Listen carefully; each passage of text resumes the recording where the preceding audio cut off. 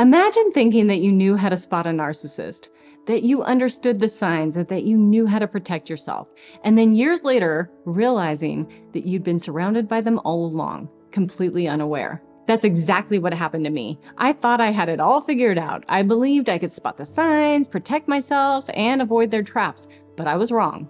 Dead wrong. And because of that, I stayed trapped in toxic dynamics for years, second-guessing myself and replaying the same patterns over and over. After more than 20 years of coaching and research, I have to admit, for the first 10 years, I had no idea how wrong I was. I had to learn the hard way. But those hard lessons transformed how I understand narcissistic relationships today. And in this video, I'll share the 10 biggest mistakes I made about narcissists, and what you can look for to avoid the same mistakes. The first mistake was that I thought I was exaggerating about how unhappy I was and about how unavailable he was. In my first marriage, I told myself 1,000 times that I was the one that was being dramatic or that my expectations were just too high. I'd brush off loneliness thinking it's not that bad, or I'd tell myself maybe I needed to just focus on the positive. I did the same with guilt trips and constant criticism, convincing myself that I was just being overly sensitive. And I became so good at pretending everything was fine that I started to believe my own excuses. Looking back, I see how much I ignored. The sadness that wouldn't go away, the way I felt invisible in my relationship. I wasn't exaggerating. I was gaslighting myself. And that denial kept me stuck, unable to face the truth about the people closest to me. What I've learned is that we often think we're exaggerating because narcissists are masters at downplaying their behavior and shifting the blame onto us. Over time, this gaslighting wears us down, making us doubt our own feelings, and then we start wondering if we're exaggerating the problems. The second mistake was that I thought I'd just never be happy, no matter who I was with. Being raised by narcissists, I never had been actually properly loved, so I had nothing to compare against, no way to see how wrong things were. So it seemed normal to feel like I wasn't good enough, like the person I was with didn't actually want to be with me. I convinced myself that this was just how relationships worked, and that I'd always feel unloved or like a burden or like I wasn't measuring up. I believed I'd be in a relationship like that forever.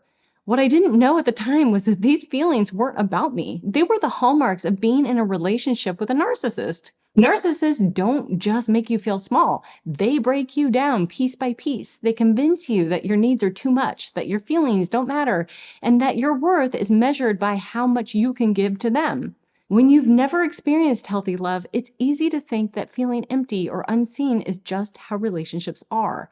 But that's not true. That emptiness isn't normal. It's a red flag that something is deeply wrong, and it's exactly where they want you to stay. By the way, if you're wondering how to assess the level of risk in your own relationships, I've created a free narcissist protection checklist to help. It's a quick and powerful way to protect yourself and those you love, and it's in the description below. The third mistake was that I used to believe that narcissists were just wounded and traumatized people, like me. I thought that their behavior came from this place of pain and that their cruelty was unintentional. But here's what I know now. While they may have been hurt, they've chosen a path of using and harming others to get their needs met. This isn't innocent.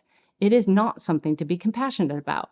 Plenty of people endure horrific trauma without resorting to manipulation or cruelty. Narcissists, on the other hand, exploit others deliberately and without remorse.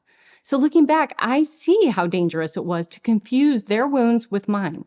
I was giving them a pass they didn't deserve, excusing behavior that caused real harm. Recognizing this difference allowed me to stop rationalizing their actions and start protecting myself. The fourth mistake was that I thought I could win them over with enough kindness or compassion. I thought if I was patient enough, loving enough, or understanding enough, they'd finally care about me, or really love me, or even choose me. But no matter what I gave, it was never enough. Looking back, I realized I was like a moth to a flame, chasing after the very people that could never love me. It wasn't random.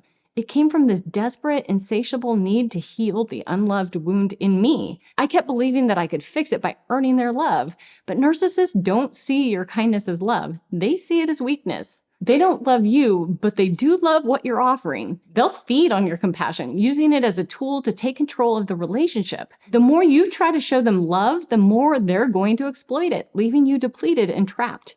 The painful truth is that you can't fix them, and you can't win them over. The only way to take back your power is to stop giving it away. The fifth mistake was about their parenting. I knew something was wrong with my ex, but I thought he was just cold and callous with me. I never imagined he'd be the same with our daughter. He said all the right things, that he loved her and he wanted to help her and he wanted to be a good father, but I had it all wrong. His words didn't match his actions. He didn't care for her when she was sick or hurting or upset. What he really wanted was to be seen as a good dad. She wasn't allowed to have her own needs. She was supposed to be cute or funny or outgoing on demand, a perfect little reflection of him. Narcissists don't truly care about their children, no matter what they say. Kids are just another object to be used, just like everyone else. They use them for supply, for attention, for sympathy, and they use them to boost their own ego. The sixth mistake was that I used to think that narcissists had two different separate personalities, a cruel, calculating Hyde behind closed doors and charming, nice Dr. Jekyll out in public. I thought they flipped back and forth between these extremes depending on the situation. But I had it all wrong. These aren't two personalities. They are two sides of the same coin. Both the cruelty and the charm come from the same motive, to feel powerful and in control. Behind the scenes, they tear you down to dominate you, to keep you feeling small and unsure, and in public, they'll turn on the charm for a different kind of power, manipulating others into seeing them as kind or generous or admirable. It's not a split personality, it's a strategy. And once I understood this, the whiplash I used to feel from their behavior started to make sense. They're not chaotic or confused, they're calculated, and they're always working to maintain control over their image and everyone around them. The seventh mistake was that I thought narcissism was just a personality quirk. Selfish and shallow, sure, but ultimately harmless.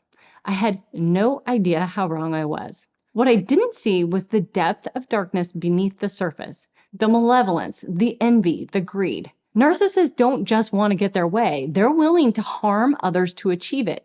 They'll manipulate, lie, and destroy relationships without a second thought if it serves their interests. And the scariest part is that they feel entitled to do it. I thought their behavior was superficial, but it's so much deeper than that. It's a deliberate strategy fueled by resentment and an insatiable need for control.